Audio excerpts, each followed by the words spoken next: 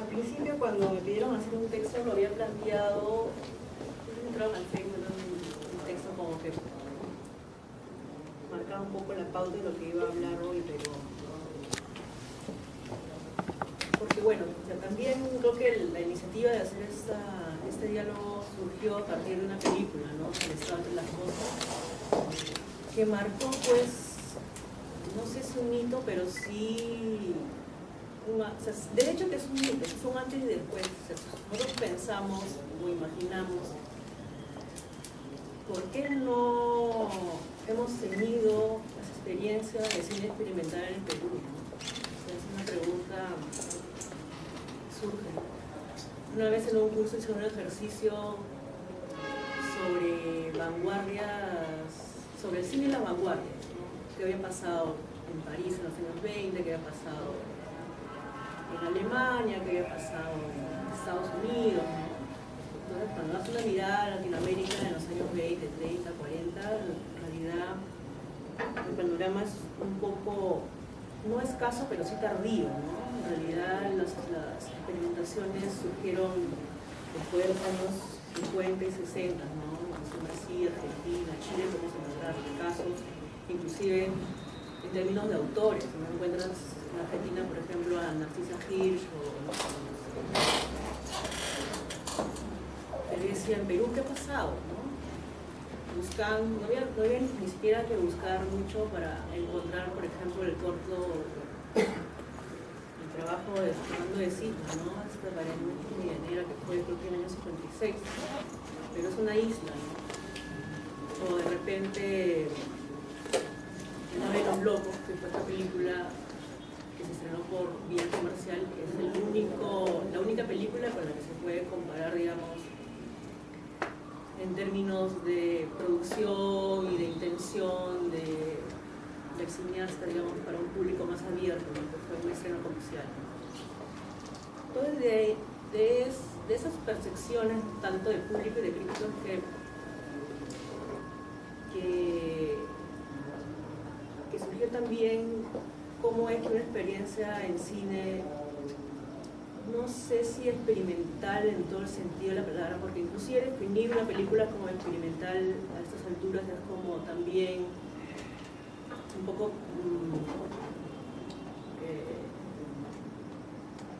no sé si permeable, si digamos que trasciende las fronteras incluso de lo mismo narrativo, ¿no? O sea, justamente buscando sobre videoarte, sobre cortometrajes un poco que habían jugado con el lenguaje, con inspirados en películas experimentales pues, europeas, ¿no? O estadounidenses. Surgió que en el marco del Festival de Cine Independiente había un taller que habían denominado algo así como taller audiovisual de narrativa experimental, ¿no? Entonces, inclusive el término me parecía como que narrativo experimental, ¿no? O sea, ya habíamos llegado incluso al valetor, ¿no? Algo así, formal, estético, ¿no?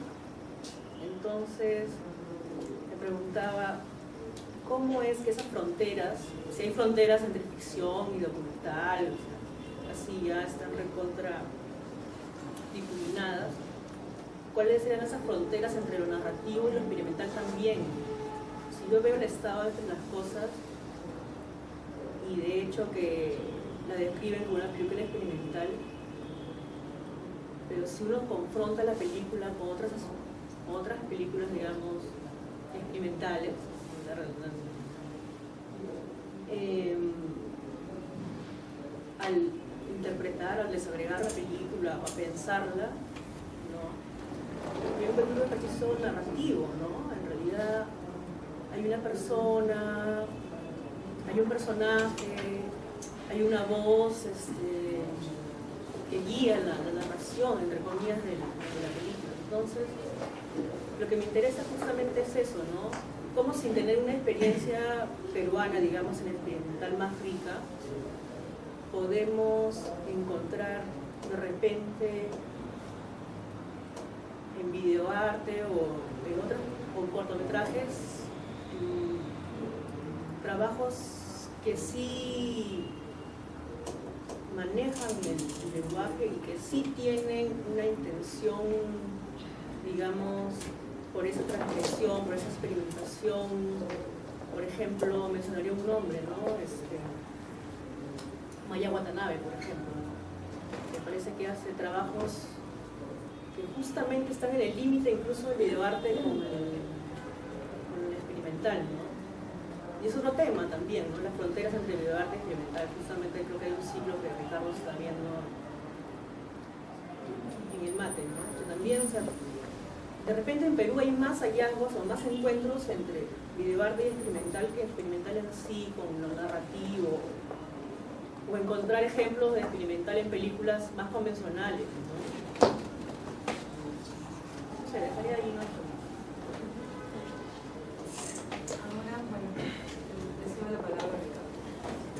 Yo también en esta primera intervención, porque estoy dando vueltas, ¿no? En esta primera intervención me gustaría tal vez referirme más al concepto, a los conceptos. ¿De qué terreno estamos moviendo? ¿De qué estamos hablando? Si nos atenemos a las historias del cine, desde la más canónica, no sé, la George Sadoul hasta Mark Cousins, sí. Estamos hablando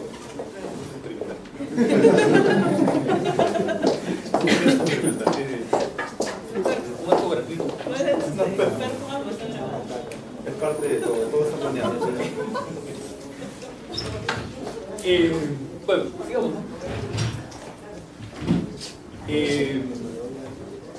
¿no? Lo que decía es que si vemos desde la más ¿no? tradicional y digamos respetable, entre comillas, como la de George Sadoul, hasta Mark Cousins, más reciente, siempre hay como una división, ¿no?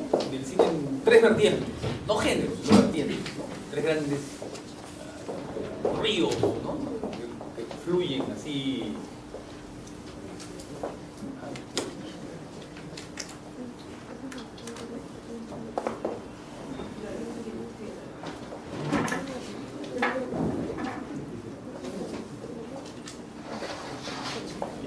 Como tres vertientes, ¿no? La ficción, el documental y lo experimental. Experimental como una especie de terreno aparte. Incluso Mark Cousins habla, ¿no? Dice que hay la historia del cine como una especie de dialéctica entre la tradición, ¿no? Y lo innovativo que dice él, ¿no? Y ahí él va hablando un poco de un cine autor mucho más radical hasta todas estas vertientes en las cuales se cuestiona, digamos, el modelo dominante. ¿Cuál es ese modelo dominante? ¿En relación a qué tenemos que señalar o experimentar? Miren, lo más razonable es recurrir a Noel Burch, ¿no? Noel Burch habla de que lo dominante, el modelo, es el modelo narrativo, representativo e institucional. El cine narrativo, representativo e institucional. Es decir, un cine que tiene como patrón, básicamente, un relato, ¿no? Contar una historia, digamos, contar una historia, hay muchas maneras de contarla, pero bueno, digamos que eso es independiente.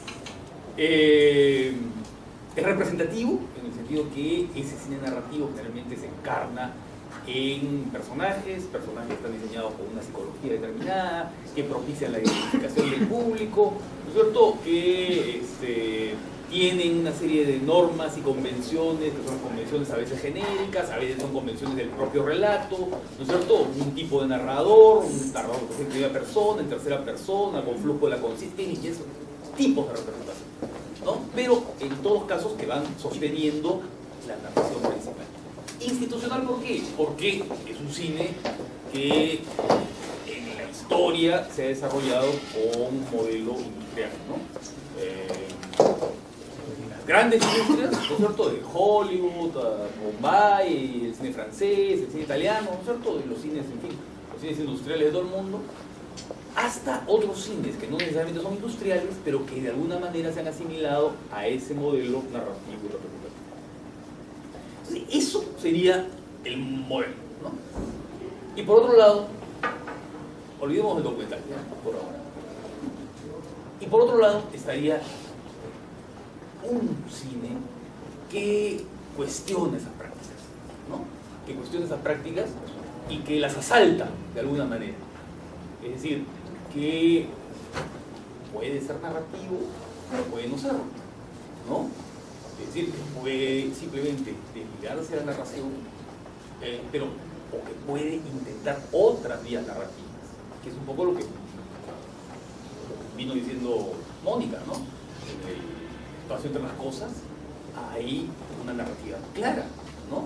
Hay en todo caso indicios de una narrativa, hay una propuesta narrativa, vemos la película y nos está intrigando un relato oral que está ahí, ¿no? Y que es el que de alguna manera nos suelta indicios para poder preguntarnos quién es esta voz, de quién es esta otra voz, qué nos está narrando, ¿no es cierto? Esto es un diario, esto es una crónica, ¿qué cosa es?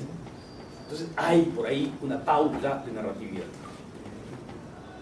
En otros casos, esa narratividad está totalmente anulada, ¿no? Ya desde comienzos de la historia del cine, ¿no es cierto? Los películas de James Penglevé, por ejemplo, en Francia, que eran simplemente imágenes abstractas, o por ejemplo las películas de Hans Richter, ¿no es cierto? Que son simplemente líneas geométricas, sombras, luces, hay toda una dimensión en la que simplemente no hay narrativa, simplemente son representaciones de la abstracción, ¿no?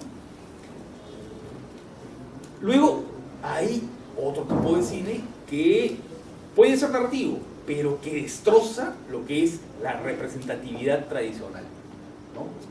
El caso, por ejemplo, de películas en las cuales hay una mínima dimensión narrativa, ¿no? Pero los personajes simplemente no tienen ningún diseño psicológico con el cual nosotros nos podamos adherir. Entonces, simplemente lo vemos desde la distancia. Son películas que propician nuestra frialdad, que no propician nuestra identificación, sino que al contrario, están propiciando nuestra distancia, nuestro retiro, ¿no es cierto? Nuestro cuestionamiento incluso de los mecanismos mismos, o películas que revelan su propio proceso de funcionamiento, ¿no? Películas que de pronto nos descubren y nos hacen conscientes de la forma en que se están haciendo, ¿no? Van revelando desde circunstancias materiales o físicas del rodaje hasta la propia dramaturgia que se pone, etc., y que va siendo cortada por letreros, por diferentes formas gráficas, ¿no? Por grafías o por leyendas que nos van hablando de la propia concepción de la película. Y por último, una característica del cine experimental es que siempre es anti-institucional, que nunca es institucional, ¿no es cierto? Es un cine que su propia naturaleza lo hace no encontrar acogida en las salas comerciales, ¿no es cierto? O en salas institucionales, ¿no? Salvo que, como ocurre en los últimos años, ¿no es cierto?, sean instituciones las que propician ese cine. Por ejemplo, lo que está ocurriendo ahora con lo que es la asociación o la alianza que hay entre determinados cineastas con museos, ¿no es cierto?, o con salas de exposición. Ah, ¿ya pasó el tiempo? Sí. Ahí me quedo.